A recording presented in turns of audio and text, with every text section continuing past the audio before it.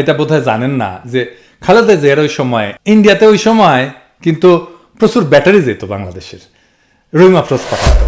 তো ইন্ডিয়া বাংলাদেশে তৈরি ব্যাটারির উপরে সেই সময় অ্যান্টি ডাম্পিং শুল্ক আরোপ করছিল। তো খালেদা জিয়া কেস করে দিছিল এবং ইন্ডিয়া খালেদা জিয়ার উপরে প্রচুর বিলা হয়েছিল। হ্যাঁ, বিএনপির উপরে যে ইন্ডিয়া বিলা, তার অন্যতম একটা প্রধান কারণ কিন্তু অনেকগুলোর মধ্যে এটা একটা। তো এইটার মূল্য কিন্তু খালেদা জিয়া এখনো দিচ্ছেন, তার পরিবার দিচ্ছে, তার দল দিচ্ছে। তাই এই ঘটনাটা আমাদের বিশদভাবে জানা দরকার, তাই না? আসেন আমরা একটু দেখি। বাংলাদেশ থেকে ইন্ডিয়াতে ওই সময় 98-99 থেকে 2000-2001 সালের মধ্যে যে ব্যাটারি রপ্তানি, এটা প্রায় 2.5 গুণ বৃদ্ধি পেয়ে $1.3 মিলিয়ন উন্নীত হয়। অনেক বাড়ছে, কিন্তু ওই অর্থে ভারতে বাংলাদেশের যে মোট রপ্তানি সেইটার 1000 ভাগের 2 ভাগও না। কিন্তু এটা বাংলাদেশের এই সামান্য রপ্তানির উপরে ভারত 2001 সালে অ্যান্টি ডাম্পিং শুল্ক আরোপ করে। তো 2001 থেকে 2002 সালে বাংলাদেশ থেকে ইন্ডিয়াতে ব্যাটারি রপ্তানি সম্পূর্ণভাবে বন্ধ হয়ে যায়। তো এই সিদ্ধান্ত কে নিয়েছিল? ইন্ডিয়ায় শুল্ক আরোপের সিদ্ধান্ত নেয় ওই দেশের, মানে ইন্ডিয়ার অ্যান্টি ডাম্পিং মহাপরিচালকের দপ্তর, director general of anti dumping, মানে ডিজিএডির সুপারিশ অনুসারে। তো ডিজিএডি এটা কেন করছিল? কারণ ইন্ডিয়ার 2টা ব্যাটারি কোম্পানি অভিযোগ জমা দিচ্ছিল। তো ডিজিএডি একটা অনুসন্ধান চালায়। এই অনুসন্ধানের আলোকে ডিজিএডি এই সিদ্ধান্ত উপনীত হয় যে বাংলাদেশ থেকে ব্যাটারি ইন্ডিয়াতে ডাম্প করা হচ্ছে। এর ফলশ্রুতিতে ভারত বাংলাদেশের ব্যাটারি রপ্তানির উপরে 131% অ্যান্টি ডাম্পিং শুল্ক আরোপ করে।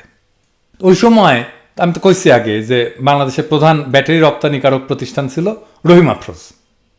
তারা ভারতের এই সিদ্ধান্তকে অযৌক্তিক মনে করে পরবর্তীতে ভারতের হাইকোর্টে অ্যান্টি ডাম্পিং শুল্ক আরোপের বিরুদ্ধে যুক্তি প্রমাণ দিয়ে আপিল করে। কিন্তু তাদের আপিল এই 2 জায়গাতে প্রত্যাখ্যান করা হয়। হ্যাঁ, করাই হবে, তো তারা তো নিজেরটা বেশি বোঝে, ভালো বোঝে। তো এর মধ্যে 2001 সালের অক্টোবরে বিএনপি সংসদ নির্বাচনে বিপুল সংখ্যাগরিষ্ঠতা নিয়ে জয়লাভ করে বেগম খালেদা জিয়ার নেতৃত্বে সরকার গঠন করে। নতুন সরকার ক্ষমতা গ্রহণের সাথে সাথে এই বিষয়টা ইন্ডিয়ার কাছে উত্থাপন করা হয়, কিন্তু ইন্ডিয়া এটা কানে নেয় না। ভারতের বাণিজ্য মন্ত্রী অ্যান্টি ডাম্পিং শুল্ক প্রত্যাহার করতে অস্বীকৃতি জানায়। তখন বেগম জিয়া সামনে 2টা পথ খোলা ছিল। একটা হচ্ছে ভারতের অ্যান্টি ডাম্পিং শুল্ক মেনে নিয়ে চুপ করে থাকা, আর 2 নম্বর পথ হচ্ছে বিষয়টা নিয়ে WTO ডিসপিউট সেটেলমেন্ট প্রক্রিয়ায় একটা কেস করে দেওয়া। প্রথম পথটা, মানে ইন্ডিয়ার এই অন্যায্য পদক্ষেপ মেনে নেওয়াটা ছিল খুব সহজ। এতে ইন্ডিয়া খুশি থাকতো, তাই না? বেগম জিয়ার উপরে বিলা হইতো না, বিএনপির উপরে বিলা হইতো না। কিন্তু বেগম জিয়া কি করছিলেন?